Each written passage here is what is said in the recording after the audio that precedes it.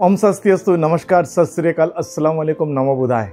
Friend, क्या आप जानते हैं ऐसे दो विद्याएं हैं जो कि लोगों को धीरे धीरे उबाऊ यानी बोर कर देता है और अंततः उस इंसान को तुच्छ से तुच्छ बना देता है। चाहे आप कितनी भी शक्तिशाली हो, यह समाज आपको मनोरंजन या हंसी के पात्र के हिसाब से ही लेंगे। इन विद्याओं का वास्तविक समाज में लाभ न के बराबर या बहुत कम है। क्या आप जानते हो कि यह विद्या क्या है? जी हाँ दोस्तों, यह विद्या है जादू टोना, तंत्र मंत्र, सम्मोहन यानी हिप्नोटिज्म आदि, जो कि लोग सीखते हैं लोगों को दिखाने के लिए और लोगों के सामने अपने वर्चस्व को बनाने के लिए।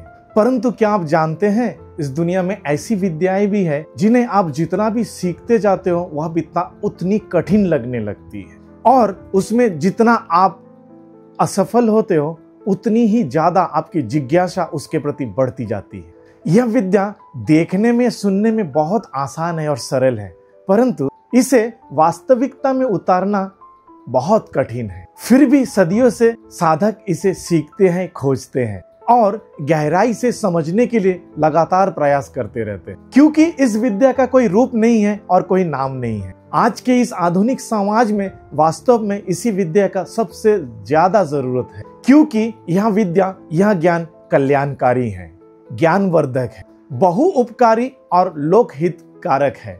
क्या आप जानते हैं यह विद्या कौन सी है? जी हाँ दोस्तों, यह अंतर्ज्ञान है, अर्थात दिल की ऊर्जा, यानी अपने अंदर की आध्यात्मिकता यानी आंतरिक आध्यात्मिकता।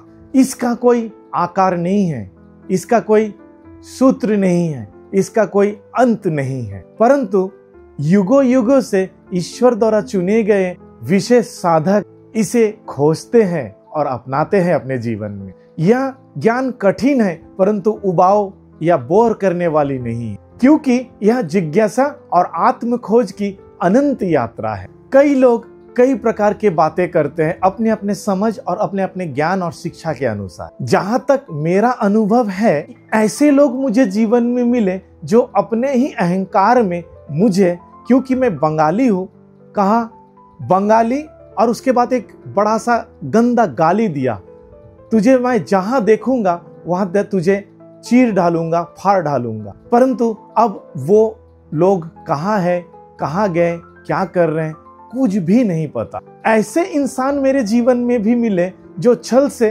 पूरे संपत्ति को हड़प लिया और सोचा बड़ा अमीर हो गया और वो जीत गया, परंतु अब वो क्या है, कहाँ है और क्या कर रहा है कुछ नहीं पता। और एक महत्वपूर्ण है, आज के जमाने में लोग ऐसे मिल रहे हैं जो अपने मोबाइल के जो फ्री इंटरनेट डाटा है रात रात भर जागकर रील्स और वीडियोस को देखने में व्यतीत कर रहे हैं और उस वीडियो या रील के गलतियों को खंगालते हैं और अनवांटेड मैसेजेस भी करते हैं। परंतु क्या आपको पता है फिर वो कहाँ खो जाते हैं कुछ नहीं पता कुछ दिनों के बाद।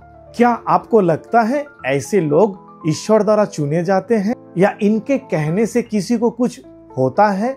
आपको क्या लगता है? आजकल एक बात और जो दिख रहा है वो है धर्म को वेज और नॉन वेज से बांटना। मैं एक बात सरेआम स्वीकार करता हूँ, क्योंकि मैं अंडमान एंड निकोबार द्वीप समूह में रहता हूँ जहाँ पे चारों तरफ समुद्र ही समुद्र है और मैं यहीं पे जन्म लिया हूँ, जहाँ पे वेजिटेबल्स आदि मेनलैंड से शिप में और फ्लाइट्स में आता है, मैक्सिमम शिप से आता है और करीबन 8 से 10 गुना अधिक मूल्य में मार्केट में उपलब्ध मिलता है। कई सारे केमिकल और मेडिसिन से भरा हुआ होता है, क्योंकि उसे ताज़ा रहना ज़रूरी है, क्योंकि कम से कम 2 से 3 दिन का जहाज का सफ़र उसको करना पड़ता है। मैं स्वीकार करता हूँ कि मैं एक प्योर नॉन वेजिटेरियन हूँ, परंतु जितना शरीर में आवश्यक है प्रोटीन, मिनरल्स एंड विटामिन्स का, उस हिसाब से अपना आहार ग्रहण करता हूँ। हाँ, जहाँ पे धर्म की बात आती है वहाँ पे लोगों के हिसाब से मैं गलत हूँ। मेरे ऐसा कहने से कई लोग अब इस वीडियो में बहुत सारे कमेंट्स भी करेंगे, मुझे पता है, परंतु मैं सही बोलूंगा, मैं कोई धार्मिक व्यक्ति नहीं हूँ, मैं एक साधारण सा इंसान हूँ। हाँ, मैं केवल आध्यात्म को जानता हूँ, जहाँ पे मानवता ही परमो धर्म है, शिक्षा ही परम धर्म है, कर्म ही परम धर्म है, सेवा ही परम धर्म है और मैं दिल की उस ऊर्जा से जुड़े रहने की कोशिश करता हूँ। मैं खुश भी हूँ और मैं उस प्रकार का धार्मिक होना भी नहीं चाहता जहाँ पे लोगों के खान पान से धर्म की विचार की जाती है, क्योंकि अनंत प्रभु की चेतना को मैं समझ सकता हूँ और वह भी बिना किसी रीति रिवाज और अनुष्ठान। स्वामी विवेकानंद के ऊपर जो लोग नॉन वेजिटेरियन होने का दोष दे रहे हैं, जो कि संपूर्ण विश्व में भारत का प्रतिनिधित्व किया और सबके हम भारतीयों के सर को गौरव से ऊंचा किया और एक सच्चा ज्ञान लोगों तक पहुंचाए, और उसके बाद वो तो इस धरती को छोड़कर चले गए। और अब इस युग में जो उनका चर्चा कर रहे हैं, जो उनके नाम से ऐसी बातें बोल रहे हैं, क्या वाकई में वो धार्मिक है? क्या वो आध्यात्मिक व्यक्ति हैं जो दूसरों की निंदा चर्चा करते हैं? मुझे जितना पता है आध्यात्मिकता में पर निंदा और पर चर्चा वर्जित है। त्रेता युग में लोग भगवान राम को और माता सीता को भी नहीं छोड़े, कई लोग हैं भगवान श्री कृष्ण को भी नहीं छोड़े, तो हम तो तुच्छ इंसान हैं। मैं ये भी जानता हूँ कुछ लोग यानी दुनिया के 5 से 6% लोग जो कि वेजिटेरियन है, ये संख्या ज्यादा भी हो सकता है, कम भी हो सकता है, मैं अपना विचार कह रहा हूँ। केवल वही सही मायने पे सच्चे रास्ते पे दुनिया में जीवन में आगे बढ़ रहे हैं और धार्मिक और आध्यात्मिकता को अपनाए हुए हैं। बाकी लोग तो जीवन को समझते समझते ही, यहाँ तक कि मेरे अपने पूर्वज भी जीवन को समझ नहीं पाया और समझते समझते जीवन बीत गया। मेरे दादाजी जो कि मेरे पिताजी के पिताजी थे, श्री श्री निताई किशोर शाह जी, जो कि जब मेरे पिताजी का उम्र 14 से 15 साल था, उस समय परिवार को छोड़ के यानी कि संसार को त्याग कर संन्यास धर्म को ग्रहण किए और हिमालय में चले गए साधना करने। आज तक उनका कोई खबर और पता नहीं है हमें। जहां मेरे नाना जी जो अंडमान में थे, जब मेरे माताजी का 5 साल उम्र थी, उस समय वो घड़ी में समय देखकर लोगों को बोलकर अपने देह को त्याग कर परलोक सिधार गए। और यहाँ तक ही नहीं, जब वो अपने देह को त्याग कर चले गए, उसके 4 से 4.5 घंटे बाद अपने एक शिष्य के पास जाकर अपना पुस्तक था श्रीमद् भगवद गीता, उसको लेकर चले गए। दरअसल मेरे नाना जी श्री श्री मुकुंद शाह जी भगवान श्री कृष्ण के भक्त थे, उन्हीं को अपने आराध्य मानते थे। और ये बातें मैं कहानियों पे नहीं बोल रहा हूँ, हमारे अंडमान निकोबार आइलैंड में जो पुराने बुजुर्ग इंसान आज भी जीवित है, वो कहते हैं जो मेरे नाना जी को जानते थे।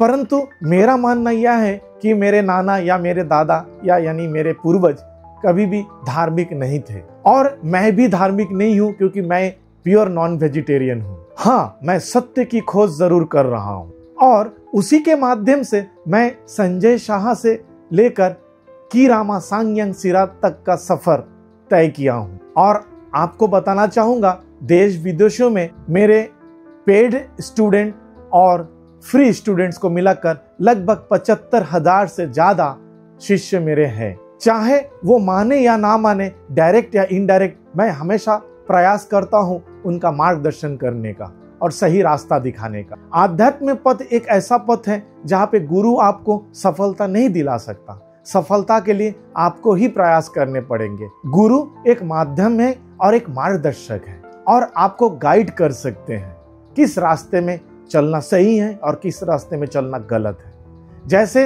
एक क्लासरूम में 40 बच्चे हैं और एक शिक्षक सभी बच्चों को पढ़ा रहा है एक ही जैसा, परंतु सभी को IAS, IPS या डॉक्टर इंजीनियर नहीं बना सकता। उनमें से कुछ IAS बनेगा, कोई IPS बनेगा, कोई डॉक्टर बनेगा, कोई इंजीनियर बनेगा, कोई ट्रक ड्राइवर बनेगा, कोई खेती बाड़ी करेगा, कोई ऑटो चलाएगा, कोई शिक्षक बनेगा, कोई गुरु बनेगा, कोई पटवारी बनेगा, कोई तहसीलदार बनेगा, सब अलग अलग वेश होगा, कोई व्यवसाय करेगा। मैं अपना अनुभव से एक बात जरूर कहना चाहूंगा, ज्ञानी व्यक्ति हमेशा शांत रहता है और मौन रहता है। मैं तो एक मूर्ख इंसान हूँ, बस पूर्वजों के आशीर्वाद से जी रहा हूँ। एक और बात जो मुझे कहनी है, ज्ञान किताबों और इंटरनेट में अलग अलग वेबसाइट और अलग अलग मीडिया के माध्यम से नहीं मिल सकता। ज्ञान जब सही में किसी को मिलने लगती है, तब आप सोचना कि ईश्वर द्वारा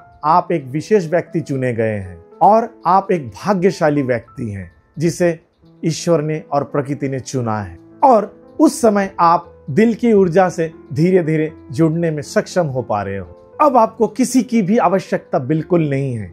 एक सच्चा गुरु और आपका ईश्वर आपको सभी प्रकार के ज्ञान समय से देते रहेंगे, जो कि अमूल्य है और कभी ना समाप्त होने वाली है। और आप सही में जानोगे इस अवस्था तक पहुंचने के लिए क्या जरूरी है?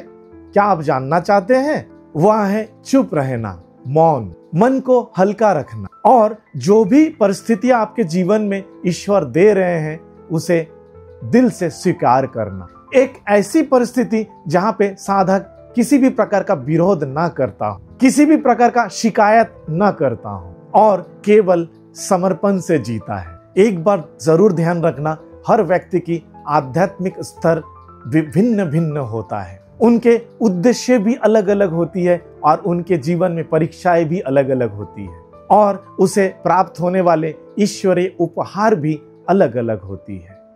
यहीं पे इस वीडियो को मैं समाप्त करता हूं। धन्यवाद मेरे वीडियो को इतने देर देखने के लिए। अगर ऐसी वीडियोस आपको चाहिए, मेरे चैनल को सब्सक्राइब करें, फॉलो करें, लाइक एंड शेयर करें। और किसी विषय पे वीडियो चाहिए तो कमेंट्स बॉक्स पे कमेंट करके लिखें। अगर मेरे पास वो ज्ञान हो तो मैं जरूर आपको साझा करूंगा। धन्यवाद। Lots of love and blessings for you.